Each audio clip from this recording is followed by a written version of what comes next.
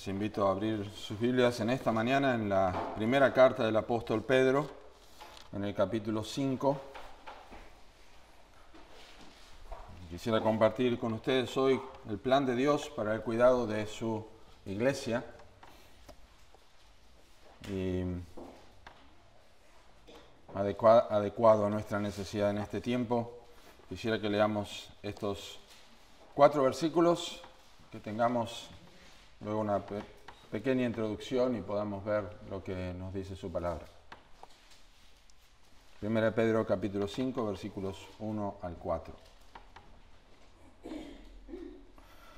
Ruego a los ancianos que están entre vosotros, yo anciano también con ellos y testigo de los padecimientos de Cristo, que soy también participante de la gloria que será revelada.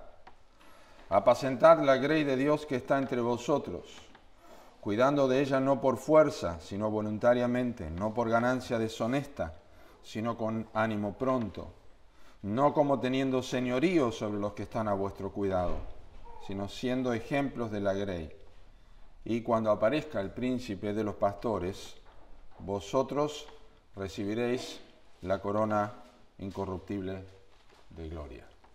Oramos. Encomendamos, Señor, tu palabra en nuestros corazones para que tú nos hables. Pedimos, Señor, ser instruidos por ella. Pedimos que tu iglesia sea bendecida, animada, sostenida. Pedimos, Señor, que la exposición de tu palabra alumbre, haga entender nuestras simplezas, nos permita, Señor, apoyarnos en ella. Protege nuestras mentes. Tomamos el yelmo de la salvación, como dice tu palabra, y protege nuestras mentes de los dardos del enemigo, del maligno, para que podamos resistir en el día malo, podamos en nuestras vidas ser constreñidos a obedecerte continuamente, examinarnos continuamente y ser sostenidos únicamente por la voz del buen pastor, el Señor Jesucristo. Te honramos, Señor, en esta mañana. Te agradecemos por estas verdades que contiene el Nuevo Testamento para cuidar a tu iglesia. En el nombre de Cristo Jesús. Amén. La carta de Pedro, ambas cartas, la primera carta de Pedro y la segunda carta de Pedro, son epístolas escritas a un grupo de iglesias y personas, en realidad, que estaban siendo perseguidos por causa de su fe. Especialmente la primera carta tiene que ver con el sufrimiento, la segunda carta tiene que ver con situaciones de falsa enseñanza o mala enseñanza que estaban siendo introducidas encubiertamente dentro de la congregación. Pero esta especialmente lo sabemos porque al inicio de la carta dice que Pedro le escribe a los expatriados de la dispersión. Esta carta es este grupo de cristianos que estaban puntualmente siendo perseguidos por su fe. Y dentro de esta carta de Pedro, que es preciosa, es una carta universal, no es una iglesia dirigida, sino una carta universal. Dentro de esta carta hay exhortaciones, como también hay palabras de aliento, hay instrucciones a la iglesia, a los creyentes, de diferentes maneras, incluso en el matrimonio, para que ellos vivan, como dice el capítulo 2, como extranjeros y peregrinos. Que pudieran vivir como extranjeros y peregrinos, como no siendo parte de este mundo, y que puedan transitar la vida, pero honrando a Dios. Al final de la carta, es el capítulo 5, al final de la carta, Pedro señala, el capítulo 5 es el final, pero casi al final de la carta, en el capítulo 4, Pedro señala que los sufrimientos como cristianos, y lo ven allí en capítulo 4, versículo 12, no deberían sorprenderlos, versículo 12, amados, no os sorprendáis del fuego que os ha sobrevenido, como si alguna cosa extraña os aconteciese, sino gozaos por cuanto sois participantes de los padecimientos de Cristo, para que también en la revelación de su gloria os gocéis con gran alegría. Es decir, los sufrimientos no tenían que sorprenderlos, pero sí tenían que hacerles pensar a ellos cómo debían aprender a glorificar a Dios por todo lo que estaban aconteciendo en sus vidas, y también a poner su confianza en Dios como creador de todo, y continuar haciendo el bien. Versículo 19, de modo que los que padecen según la voluntad de Dios, encomienden sus almas al fiel Creador y hagan el bien.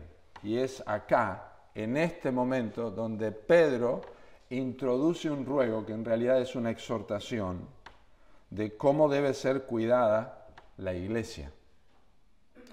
Es claro que Dios es quien cuida de la iglesia, ¿verdad? Efesios capítulo 5, versículo 29 dice que nadie aborreció jamás su propia carne, sino que la sustenta y la cuida, como también Cristo a su iglesia. Él es el que cuida la iglesia, Él es el que sostiene, separados de Él no podemos hacer nada. Eso lo entendemos perfectamente. Dios es el Señor de su iglesia y siempre ha cuidado a su pueblo. Él cuida a su pueblo, eso es claro. Pero también Dios lo hace a través de aquellos a quienes ha colocado bajo su cuidado. Este texto es tan inspirado por Dios como el Salmo 23. 1 Pedro 5 es tan inspirado por Dios como el Salmo 23, como Isaías 41:10, que Dios está con nosotros. Así que toda la Escritura es inspirada por Dios y es útil para enseñar y para redarguir. Así que si Dios ha establecido que los ancianos o los pastores cuiden a su iglesia, sería interesante ver qué es lo que dice el texto para que nosotros no perdamos de vista el hilo conductor de lo que está aquí. Así que quiero compartir básicamente 4 cosas en esta porción que hemos leído. En primer lugar, quiero que noten la identificación que se hace de los ancianos. Y voy a tratar de explicar los términos. Algunos de ustedes conocen el significado de los términos, pero yo quiero explicarlos en esta mañana de una forma clara, concisa, para que podamos entender, porque únicamente en esta porción los 3 conceptos o los 3 títulos que se utilizan en el Nuevo Testamento para pastores están juntos en esta porción. Pero ahora vamos a llegar a eso. La identificación de los ancianos. Versículo 1. Ruego a los ancianos que están entre vosotros, yo anciano también con ellos y testigo de los padecimientos de Cristo, que soy también participante de la gloria que será revelada. Es una introducción, verán que hay 2 puntos allí. Luego empieza a describir lo que vamos a ver en un momento, pero está identificando. Pedro podría haberle dicho a sus lectores en este momento de la carta, bueno, tengan cuidado de ustedes.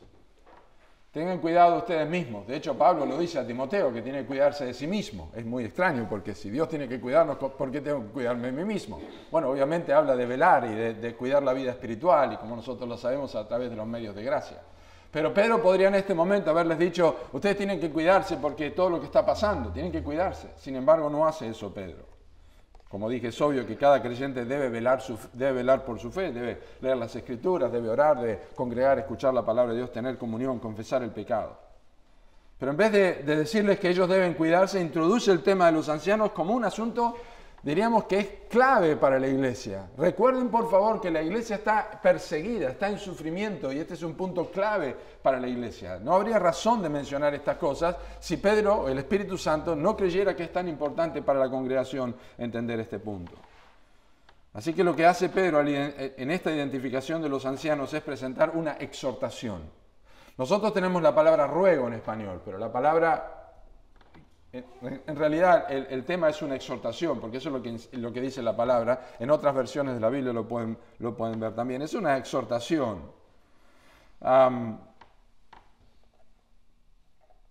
Paráclitos es el término usado para Espíritu Santo, el paracleto. Paráclitos es la idea de apuntar a alguien hacia una dirección. La idea de exhortación o ruego aquí es la idea de una palabra que tiene que ver con animar a alguien hacia una dirección definida. Entonces el ruego, la exhortación de Pablo a los ancianos es apunten a una dirección definida en lo que les voy a decir. Esto es lo que ustedes tienen que hacer con la iglesia perseguida. Esto es lo que ustedes tienen que hacer en este momento.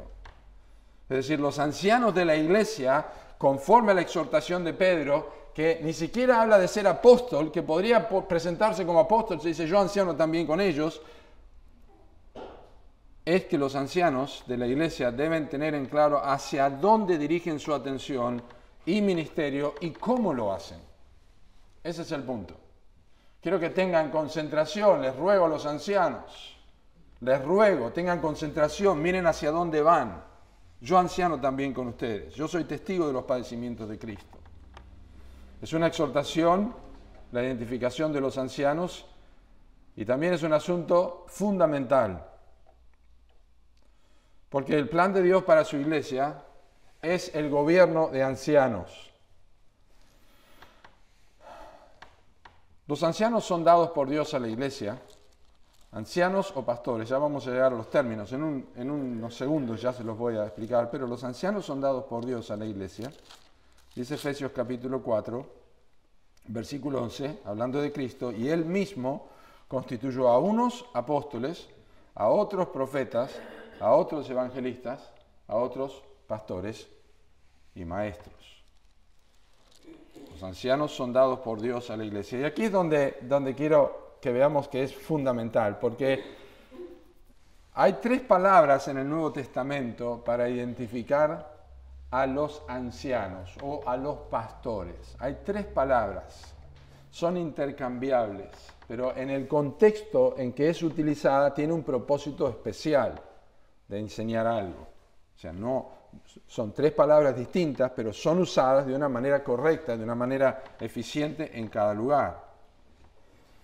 La primera palabra justamente es ancianos, y la palabra la vamos a entender en español porque es presbíteros, que viene de presbicia, o que viene de ancianos, de una persona que tiene, la presbicia es una enfermedad que tienen los viejos como yo, ¿no? Es que no empiezan a no ver bien, de lejos, de cerca no ven bien, la presbicia. Pero la segunda, y ahora les voy a indicar qué significa cada una y por qué es usada. La segunda palabra es obispo, que es episcopos, y la tercera palabra es poimen, que es pastor. Estos 3 términos aparecen en estos versículos que tenemos acá. Ancianos, presbúteros, lo tenemos ahí. Poimen en versículo 2, apacentar. Y cuidado, el cuidado de ella, cuidando de ella, es la palabra episcopos. Entonces, la palabra presbíteros, ancianos, tiene que ver con un aspecto de madurez, de una persona con madurez, que ha alcanzado madurez espiritual para poder observar y velar. Esa es la palabra anciano que nosotros conocemos. Es una persona madura, se explica por el término palabra. Una persona mayor se supone que tiene más experiencia que una persona más joven. No significa que el anciano o el pastor tiene que ser una persona vieja, pero tiene que ser una persona madura, como es normal de una persona anciana, una persona mayor. Así que esa es la idea. La segunda palabra, episcopos, es una palabra, episcopeo, es una palabra en griego que significa, scopeo es observar, ¿tá? Es observar. Y epi es arriba. Entonces el episcopo es la persona que está arriba y está observando, está mirando, en este caso las ovejas, la iglesia, el funcionamiento. Esa es la idea del episcopos. Anciano, madurez, episcopos es obispo, observar, prestar atención. Y en tercer lugar, poimen, que es pastor, es la idea de dar de comer con la vara y el cayado. Tu vara y tu cayado, Jehová es mi pastor, es mi poimen. Su vara y su cayado me infunden aliento. Así que estos 3 términos, como dije, aparecen en estos versículos y cada uno enfatiza esta función distinta que ellos ejercen. Y aquí Pedro se enfoca en ellos como presbíteros. Ruego a los ancianos, yo también anciano con ellos. Se enfoca en la forma que Pedro introduce el tema es a través de la madurez. Porque es su tarea más importante. Los ancianos responden a un deseo y anhelo dado por Dios. El pastorado no se toma porque a uno le gusta ser pastor. Una persona no es pastor porque le gusta ser pastor. Hay gente que sí es pastor porque le gusta ser pastor y después de tiempo se termina eso. Pero no funciona así. 1 Timoteo capítulo 3 dice, palabra fiel, si alguno anhela obispado, buena obra desea. Son 2 palabras allí. Si alguno anhela obispado, es un aspecto interno, el anhelo. Buena obra desea es un aspecto externo y significa que extiende su mano. Si alguno tiene un deseo interno del obispado, del episcopos, de velar y de observar, buena obra desea. Está haciendo lo posible para alcanzar esto, pero sale del corazón. Pero por supuesto, estos ancianos deben tener cualidades que están descritas en 1 Timoteo 3, versículo 1, al versículo 2 al 7. Es necesario que el obispo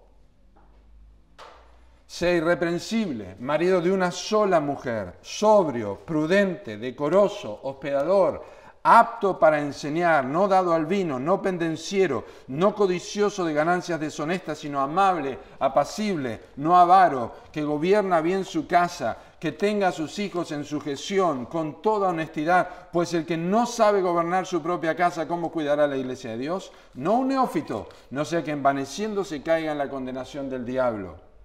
También es necesario que tenga buen testimonio de los de afuera, para que no caiga en descrédito y en lazo del diablo. Tito capítulo 1, versículos 6 al 9, también nos da una descripción muy similar, agrega algunas cosas: el que fuere irreprensible, marido de una sola mujer, y tenga hijos creyentes, que no estén acusados de disolución ni de rebeldía, porque es necesario que el obispo sea irreprensible como administrador de Dios, no soberbio, no iracundo, no dado al vino, no pendenciero, no codicioso de ganancias deshonestas, sino hospedador, amante de lo bueno, sobrio, justo, santo, dueño de sí mismo, retenedor de la palabra, fiel, tal como ha sido enseñada, para que también pueda exhortar con sana enseñanza y convencer a los que contradicen. Y por supuesto el otro pasaje que describe a los ancianos es el que estamos viendo en Primera de Pedro. Los ancianos, salvo en 2 ocasiones a través de todo el Nuevo Testamento, están mencionados de forma plural. La normalidad para una iglesia es la pluralidad de ancianos o la pluralidad de pastores, lo cual no es una realidad en nuestra iglesia. Lamentablemente esperamos que Dios sí pueda hacer esto, pero es hacia donde la iglesia debe apuntar. Pero en todo el Nuevo Testamento, como dije, salvo en 2 oportunidades, son mencionados en forma plural en Hechos 14, en Hechos 15, en Hechos 16, en Hechos 20, en Hechos 21. Por eso la Biblia dice que debemos orar para que Dios envíe obreros a su mies. Eso es lo que debemos hacer. Debemos orar que Dios envíe obreros a su mies. Pero cuando no hay ancianos, debemos obviamente asemejar lo más posible, sin transigir lo que la Biblia enseña, al modelo, tal como lo hizo Moisés en el libro de Éxodo, en el capítulo 18. Cuando necesitaba ayuda, dice la Escritura, que eligió personas. Escoge tú entre todo el pueblo varones de virtud, temerosos de Dios, varones de verdad, que aborrezcan la avaricia, y ponlos sobre el pueblo por jefes de millares, de centenas y de 50 y de 10. Y ellos juzgarán al pueblo en todo tiempo, y todo asunto grave lo traerán a ti, y ellos juzgarán todo asunto pequeño. Así aliviarás la carga de sobre ti, y la llevarán ellos contigo. Este es el modelo de los ancianos desde el Antiguo Testamento, que después se ve en el Nuevo Testamento. ¿Por qué una pluralidad? Y ahora vamos a ver a la responsabilidad de los ancianos en un momento. Porque la pluralidad obviamente no implica que todos sean exactamente iguales. Sería de terror que en una iglesia que haya ancianos todos sean exactamente iguales, cortados por la misma tijera. No. La pluralidad implica diferencias. Los requisitos están allí, 1 Timoteo 3 y Tito capítulo 1 y 1 Pedro capítulo 5. Allí están las cualidades que deben tener los ancianos. Pero las personalidades y la manifestación de los dones no son iguales en todos. Y esto es importante porque la pluralidad, en primer lugar, protege del error. Una pluralidad de ancianos protege del error. ¿Qué hace un pastor cuando no tiene una pluralidad de ancianos? En mi caso, bueno, tenemos personas que me acompañan o ayudan. Pero ¿qué hago principalmente? Busco consejo de otros ancianos en otro lugar. Hombres ancianos en sus iglesias que pueden aconsejarme, que me pueden ayudar en necesidades, en momentos difíciles o en proyecciones. ¿Qué está pasando? ¿Qué ven de la Escritura? Gracias a Dios, la tecnología nos permite hacer esto hoy de una forma mucho más práctica que antes y mucho más fácil. Pero protege del error. Tiene que ver con que hay otros que están, cuando hay la pluralidad está siendo evidente en una iglesia, protege del error porque lo corrigen de ser necesario. Si hay 5 ancianos y hay uno que está haciendo esto, y 4 le dicen, mirá, me parece que esto no está bien. O hay 2 que están hacia un lado y dicen, mirá, este es el consenso, estamos trabajando y esto no está bien. Tenemos que tener cuidado sobre esto. No solamente protegen del error, también protege de una falsa de balance, porque un solo hombre puede controlar todo. Yo pregunto permanentemente, ¿está bien esto? tenemos que hacer esto, tenemos que corregir esto, estoy haciendo mal esto, estoy haciendo mal lo otro, porque es la responsabilidad que tengo, porque mi corazón es engañoso. Pero un solo hombre puede dominar todo. Este es un caso que hay en el Nuevo Testamento que después voy a mencionar. En tercer lugar, porque enriquece a la iglesia. La pluralidad enriquece a la iglesia por los distintos dones o formas de enseñar. Algunos son más predicadores, otros son más maestros, otros son más didácticos, otros son más prácticos. Pero esa pluralidad enriquece a la iglesia. Soy bendecido por esta enseñanza, soy bendecido por esta enseñanza, soy bendecido por esta forma. Dios me ha ayudado con esto y lo otro. Y también evita la discontinuidad. Porque un solo pastor puede dejar una iglesia huérfana. Un solo pastor puede dejar a una iglesia huérfana. Lo que has oído de mí ante muchos testigos, dice Pablo a Timoteo, esto encarga a hombres fieles que sean idóneos para enseñar también a otros. Padre, hijo, nieto, bisnieto. Así es como debe ser. La formación de ancianos. Y por supuesto, la identificación de los ancianos no solamente es una exhortación, es fundamental, pero también es una carga. Si ven ahí en 1 Pedro 5, es una carga porque se requiere que ellos estén velando.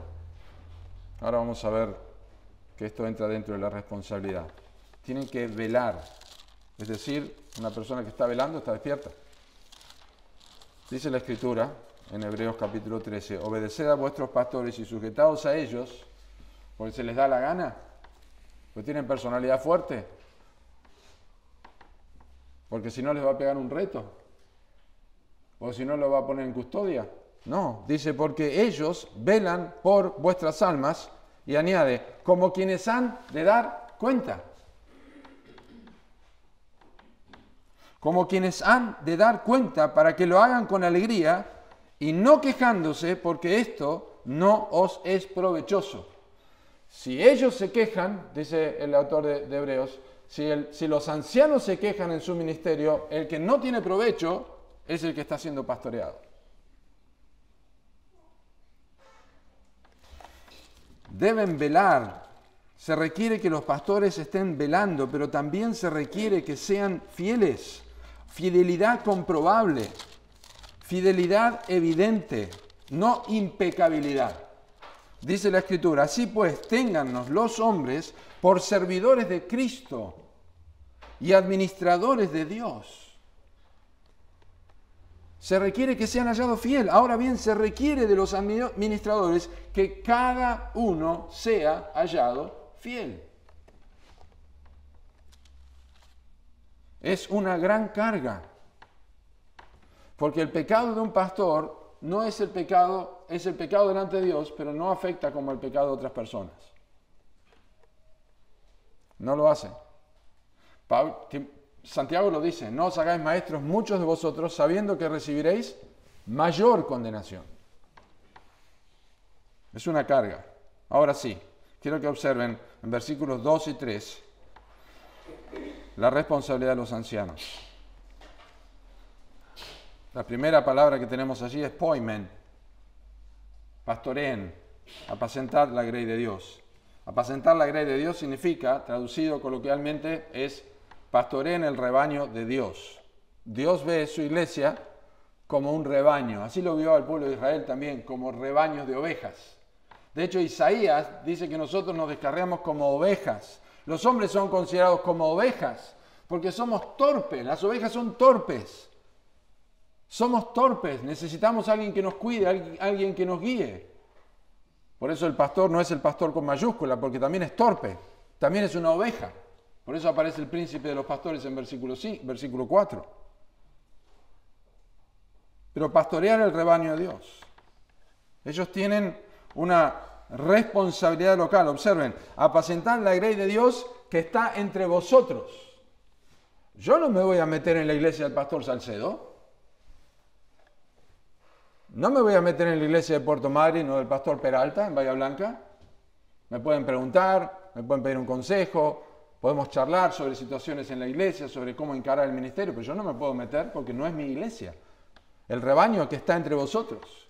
Cada persona que viene bajo el cuidado pastoral en el forma local, el pastor es responsable con la vara o con el cayado. Y Pedro sabía esto. Pedro sabía esto cuando dijo apacentar la grey de Dios. No estaba hablando a boca de jarro. Él estaba diciendo algo que le fue encomendado de Cristo en un momento duro de su vida, donde acababa de negar al Señor Jesucristo, estaba siendo restaurado y veía el amor de Cristo hacia él, que habiéndole negado le llama a apacentar la grey de Dios y le dice así: Simón, hijo de Jonás, ¿me amas más que estos? Le respondió: sí, Señor, tú sabes que te amo. Él le dijo: apacienta mis corderos. Volvió a decirle la segunda vez: Simón, hijo de Jonás, ¿me amas? Pedro le respondió: sí, Señor, tú sabes que te amo. Le dijo: pastorea mis ovejas. Le dijo la tercera vez: Simón, hijo de Jonás, ¿me amas? Pedro se entristeció que le dijese la tercera vez: ¿me amas? Y le respondió con una oración: Señor, tú lo sabes todo, tú sabes que te amo. Jesús le dijo: apacienta mis ovejas.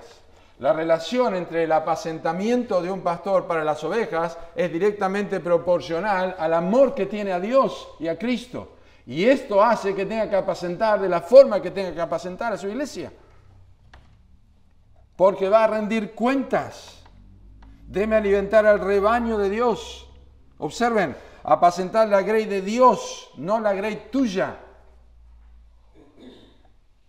Cuando Pedro dice en versículo 1, yo soy testigo de los padecimientos de Cristo, la pregunta es: ¿por qué padeció Cristo? ¿Por qué causa padeció Cristo? Los padecimientos, dice Pablo en Colosenses 1:28, los padecimientos de Cristo por su iglesia.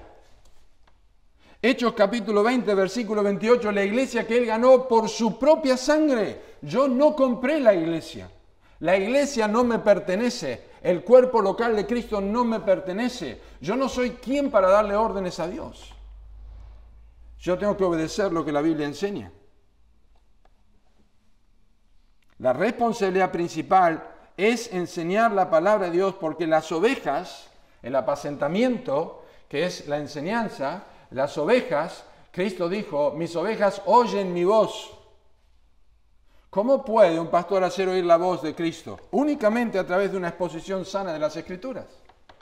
La exposición de la palabra hace entender a los simples. Cuando la palabra de Dios es expuesta, es estudiada, es meditada, es considerada, este es el significado del texto. Cuando descubro el significado del texto, cuando un pastor, un anciano, descubre el significado del texto y lo expone a la iglesia oye la voz de Cristo. Porque eso es lo que quería decir el texto. Pero no es su rebaño, es el rebaño de Dios. Apacentar la grey de Dios. Esto le confiere el hecho de saber que la iglesia fue ganada por su propia sangre, por la sangre de Cristo, le confiere una gran responsabilidad y un gran peso que es imposible cargar si no es un oficio dado por Dios. Es imposible, si no es un oficio dado por Dios. Pablo dijo en 1 Corintios capítulo 9, ¡ay de mí si no anunciara el Evangelio! Pablo se quedó solo, Elías se quedó solo, Jeremías se quedó solo, Ezequiel se quedó solo, Oseas se quedó solo, Amós se quedó solo, profetas se quedaron solos. Pero Jeremías dijo: Dios está como poderoso gigante, porque va a rendir cuenta delante de Dios. Va a rendir cuenta delante de Dios. Y la alimentación que los pastores dan a las ovejas, porque necesitan comer, tiene que ser variada teológica y prácticamente. Un tiempo quizá en Salmos, un tiempo en el Nuevo Testamento, una sección como esta de las Escrituras, pero tiene que ser variada y tiene que saber lo que la oveja necesita en su momento. ¿Qué es lo que la oveja necesita en su momento? Hay 4 cosas en este contexto que enfoca o que conciernen al cuidado pastoral. Observen. El apacentamiento. De allí viene el episcopos, el cuidado. Episcopeo. Ancianos, ya lo vimos, versículo 1. Apacentad, poimen, versículo 2. Episcopeo, versículo 3. Versículo 2, cuidando de ella. Y esto, el cuidado del episcopos, si alguno anhela obispado, es lo que dice, no es si alguno anhela presbiterio, o si alguno anhela pastorado, si alguno anhela obispado, si alguno anhela episcopos, es como viene, si alguno anhela cuidar su iglesia, si alguno tiene el deseo de cuidar su iglesia, estas son las cosas que debe hacer. En primer lugar, tiene que episcoparla, tiene que cuidarla, no por fuerza, sino voluntariamente. El cuidado de la iglesia es un tema crucial. Hay muchas áreas del cuidado del pastor para con el rebaño que debe ser hecho de manera voluntaria.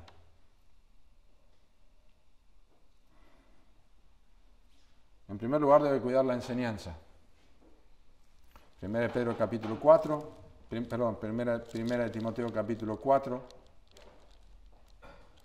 y el versículo 16 dice así. Primera de Timoteo 4, 16. Ten cuidado de ti mismo y de la doctrina. Persiste en ello, pues haciendo esto, te salvarás a ti mismo y a los que te oyeren. Y esto, la enseñanza, incluye asuntos prácticos de conducta y obediencia a la palabra de Dios enseñada. No tenemos tiempo, pero se puede leer Ezequiel 34, Juan capítulo 10, que tiene que ver con la forma del cuidado pastoral. Son figuras que la Biblia nos da, tanto en el Antiguo como en el Nuevo Testamento. Un pastor que cuida a una congregación por fuerza es un vago. Es un vago. Es un asalariado. Es indiferente. Y está forzado a ministrar o a hacer su trabajo. Tengo que hacerlo porque tengo que hacerlo, pues no me queda otra.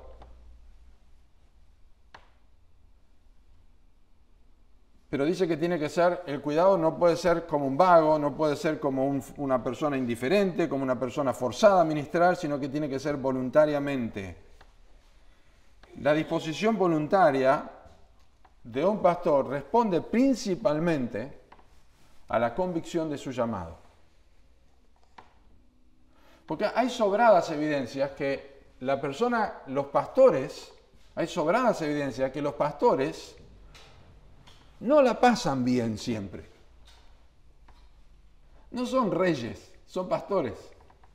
Tienen que ser ejemplo. No son víctimas tampoco, es un privilegio. Pero la realidad es que responden a la comprensión del llamado. ¿Por qué Jeremías continuó predicando? Porque Dios había puesto la palabra en su boca. ¿Por qué Ezequiel continuó predicando cuando Dios le dijo que iba a estar entre escorpiones, entre zarzas y espinos? Hay que estar loco, para pastorear cuando se le avisa que va a tener un problema como este. O hay que ser llamado. Heme aquí, envíame a mí. Cristo es el primer pastor y dice el Salmo 40, me preparaste cuerpo. He aquí, oh Dios, vengo para hacer tu voluntad como en el rollo del libro está escrito en mí. Me preparaste cuerpo. Cristo vino a pastorear sabiendo lo que le iba a ocurrir. Pero lo hizo voluntariamente. Yo pongo mi vida. Nadie me la quita. Yo de mí mismo la pongo. Tengo poder para volverla, tengo poder para ponerla, tengo poder para volverla a tomar. Nació sabiendo que iba a morir. Sirvió sabiendo que iba a sufrir. Eso es la comprensión de su llamado. Envíame a mí. Pablo dice en 2 Corintios capítulo 5, conociendo pues el temor de Dios, persuadimos a los hombres, pero a Dios les manifiesto lo que somos. El amor de Cristo nos constriñe, pensando esto, que si uno murió por todos, luego todos murieron. Y por todos murió, para que los que viven ya no vivan para sí. Cuidarla no por fuerza, sino voluntariamente. En segundo lugar, cuidarla no por ganancia deshonesta, sino con ánimo pronto. Dice, cuidando de ella no por fuerza, sino voluntariamente, no por ganancia deshonesta, sino con ánimo pronto. No hay duda que el obrero es digno de su salario. 1 Timoteo capítulo 5, versículo 18. Pero el pastor no puede ser, y nadie debe serlo, por supuesto, codicioso de ganancias deshonestas. Porque cuando leemos 1 Timoteo 3 o Tito, que no debe ser codicioso de ganancias deshonestas, De ninguna manera entendemos que, bueno, el pastor no debe ser codicioso de ganancias deshonestas, pero los demás de la iglesia no importa si son codiciosos. No, sabemos que no es así, porque hay muchos principios en la Escritura en cuanto a la avaricia y la codicia. Pero especialmente se requiere de un pastor. Lo cual significa que puede tener ganancias, pero no deshonestas. Un pastor no puede codiciar el dinero, pero una iglesia no lo puede codiciar tampoco. Pero no solamente la ganancia deshonesta es el dinero, obviamente principalmente es el tema acá. Pero la ganancia deshonesta es también la que se busca obtener por medio de la popularidad. Rodearse de personas que le golpeen, le palmen, como Timoteo quizás lo quería, y Pablo le dijo, esfuérzate en la gracia que es en Cristo Jesús, deja de quejarte. O el abrazo de la gente, que se puede transformar en ganancia deshonesta, porque ahora aparezco en una foto, en un lugar, porque ahora me llaman de este lugar, porque ahora esta conferencia, porque ahora esto, lo otro. No tiene nada que ver, pero puede ser ganancia deshonesta.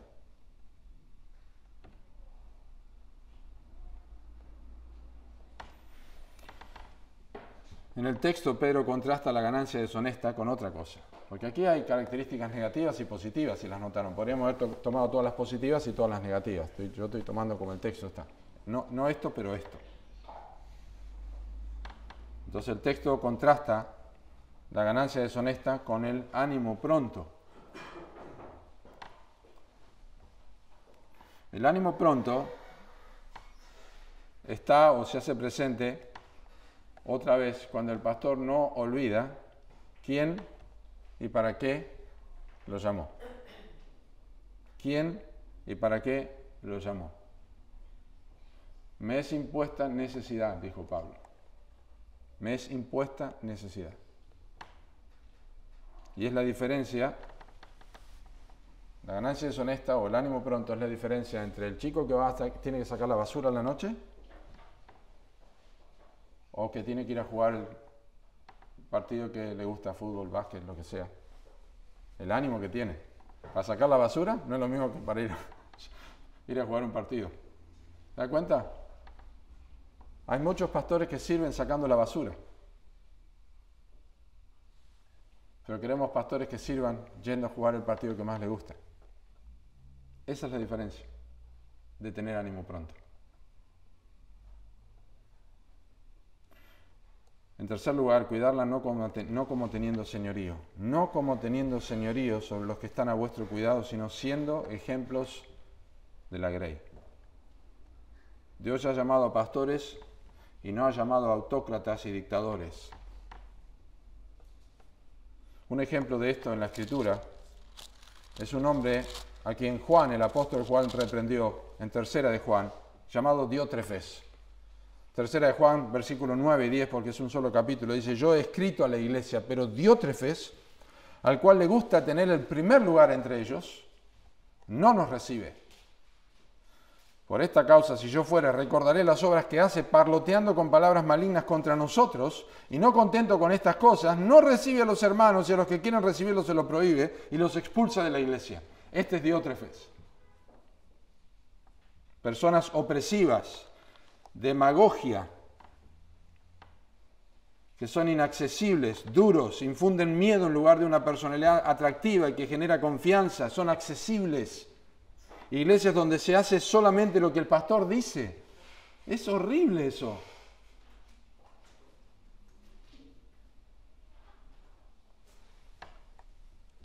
No como teniendo señorío. Y yo no hablo porque no sé lo que estoy hablando. Ni mi esposa. Porque yo viví bajo el señorío de un pastor. Y destruye el corazón. Destruye el corazón. Señalar con el dedo desde el púlpito. Doble sentido en las palabras. Retos y exhortaciones camufladas de espiritualidad. Destruyen la vida de una persona.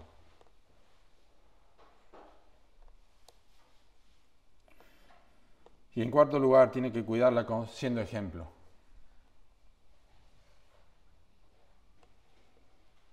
Me encanta la frase de Miguel Núñez.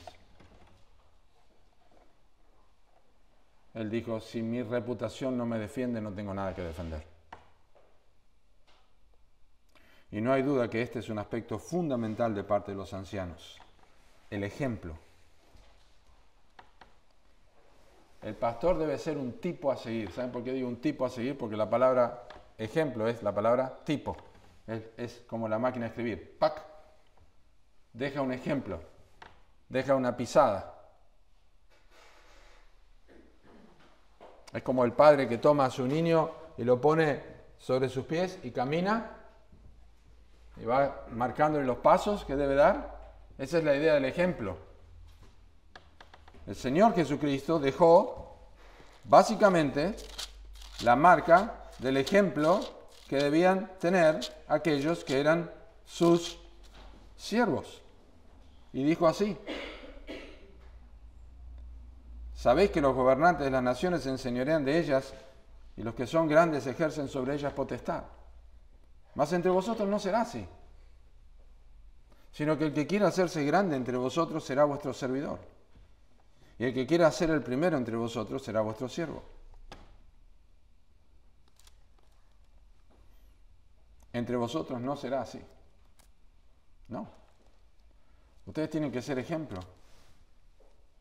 El propósito del ejemplo, y no el señorío, es colaborar con los cristianos. Me encanta lo que dice Pablo a los Corintios.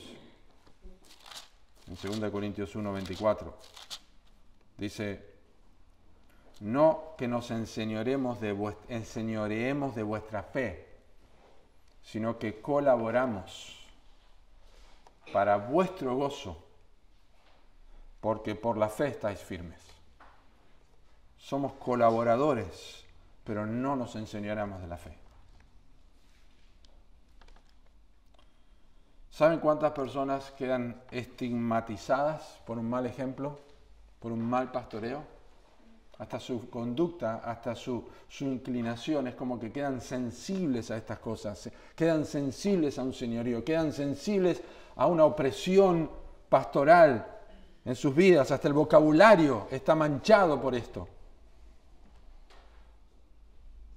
Fue la exhortación de Pablo a Timoteo, el joven pastor: sé ejemplo de los creyentes en palabra, conducta, amor, espíritu, fe y pureza. Y a Tito le dijo, presentándote tú como ejemplo.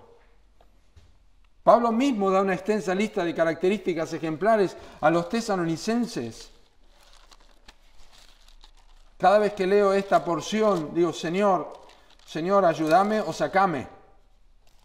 Dice, vosotros mismos sabéis, hermanos, que nuestra visita a vosotros no resultó vana, pues habiendo antes padecido y sido ultrajados en Filipos, como sabéis, observadores, ustedes lo saben, tuvimos de nuevo en nuestro Dios para anunciaros el Evangelio de Dios en medio de gran oposición, porque nuestra exhortación no procedió de error ni de impureza, ni fue por engaño, sino que según fuimos aprobados por Dios, para que se nos confiase el Evangelio, así hablamos, no como para agradar a los hombres, sino a Dios que prueba nuestros corazones. Nunca usamos de palabras lisonjeras, como sabéis, ni encubrimos avaricia, Dios es testigo.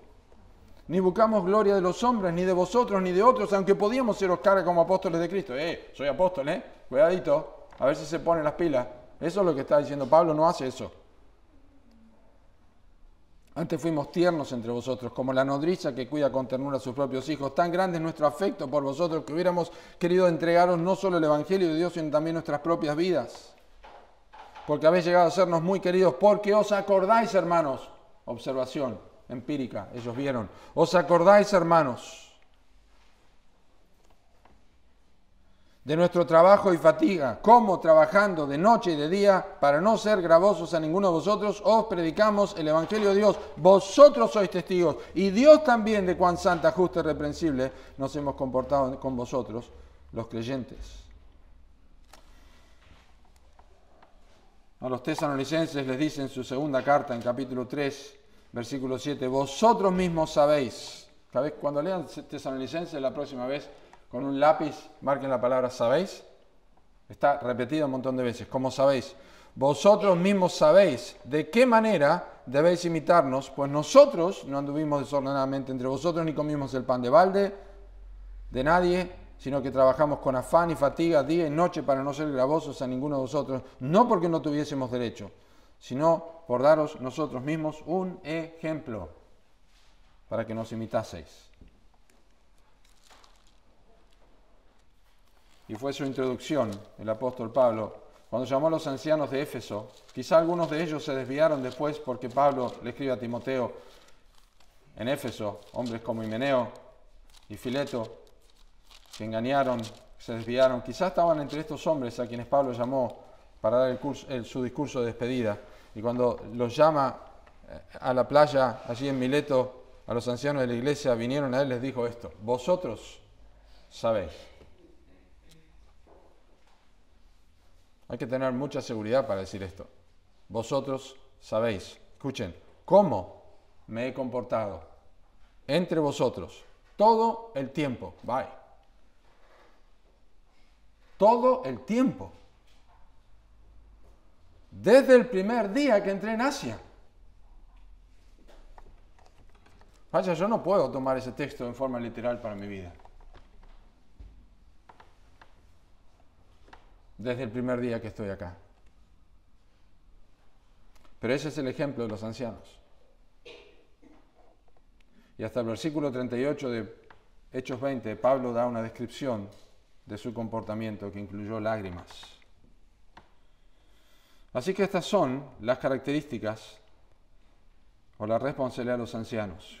Cuidar voluntariamente y no por fuerza, cuidar con ánimo pronto y no por ganancia deshonesta, cuidarla no como teniendo señorío, y cuidarla siendo un ejemplo.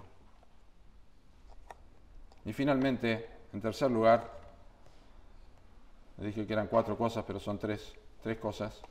En tercer lugar, la expectativa de los ancianos. Versículo 4. Y cuando aparezca el príncipe de los pastores, vosotros recibiréis la corona incorruptible de gloria. El texto identifica a Jesús de una manera única y preciosa. El español dice príncipe de los pastores. El texto original dice el archipastor. El archipastor. Es decir, el pastor en jefe. Porque los pastorcitos, por así decirlo, son ovejas también. Pero él es el pastor, es el archipastor. Y la realidad es otra vez que cuando dice, cuando aparezca el príncipe de los pastores, vosotros recibiréis la corona incorruptible de gloria, ese texto que parece glorioso, que parece la llegada a una carrera, lo que está diciendo en este momento Pedro es que van a rendir cuenta por su servicio. Cuando aparezca el príncipe de los pastores, vosotros recibiréis. Esa recepción habla de un trabajo hecho, de un servicio y un ministerio del cual van a tener que rendir cuentas frente a Cristo, de una manera distinta al resto de las personas. No os hagáis maestros muchos de vosotros, porque recibiréis mayor condenación. Allí está la habitación apartada para los pastores, donde Cristo le dice: ustedes vengan acá porque yo tengo que hablar con ustedes. Los pastores recibirán también su recompensa al rendir cuentas, ya lo leímos, Hebreos 3 y 7, obedeced a vuestros pastores, porque ellos velan por vuestras almas como quienes han de rendir cuenta.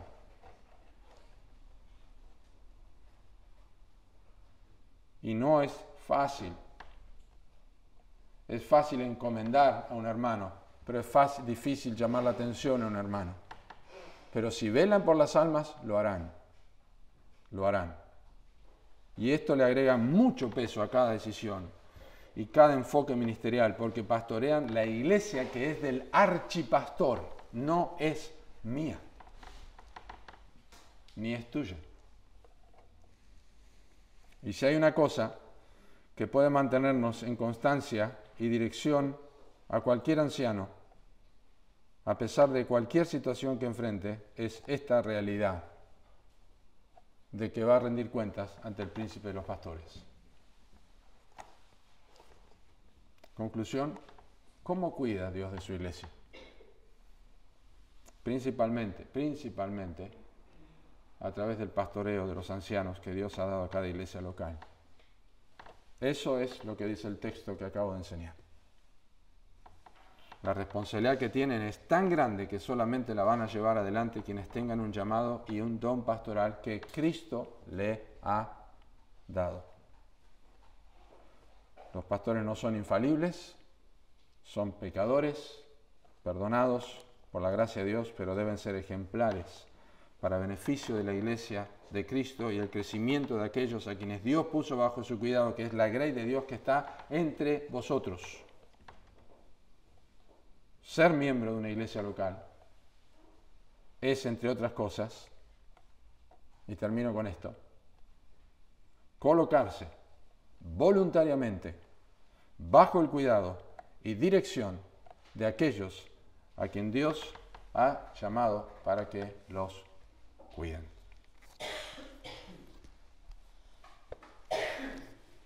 Acordaos de vuestros pastores que os hablaron la palabra de Dios.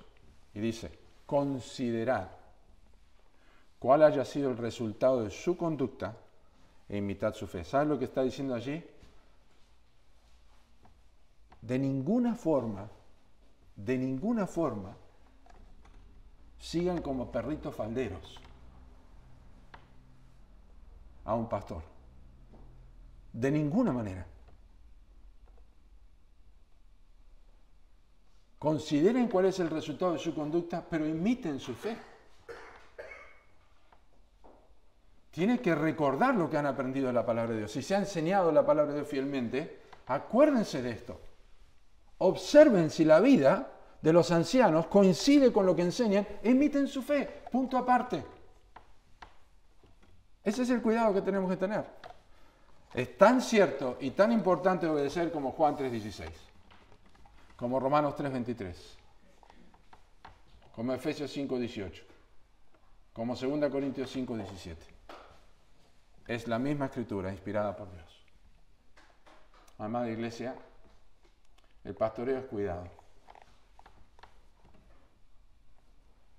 Y los pastores necesitan de apoyo en oración. Necesitan de apoyo en oración para ser fieles. Pablo dijo muchas veces, hermanos, orad por nosotros. Orad por nosotros. Porque tenemos que cuidar la iglesia. Porque es la iglesia de Cristo y no la nuestra. Oramos. Señor, gracias por tu palabra. Te agradecemos por las Escrituras. Hemos ido a través de este texto en forma absolutamente simple y clara. Y pedimos, Señor, que nuestros corazones se mantengan apegados a la Escritura. Que de ninguna manera nosotros torzamos la palabra de Dios. Que de ninguna manera usemos la palabra de Dios en conveniencia. Pero la usemos correctamente en momentos de necesidad, alimentando a tu pueblo para tu gloria, porque tú cuidas tu iglesia de esta forma. Oramos en el nombre del Señor Jesucristo. Amén.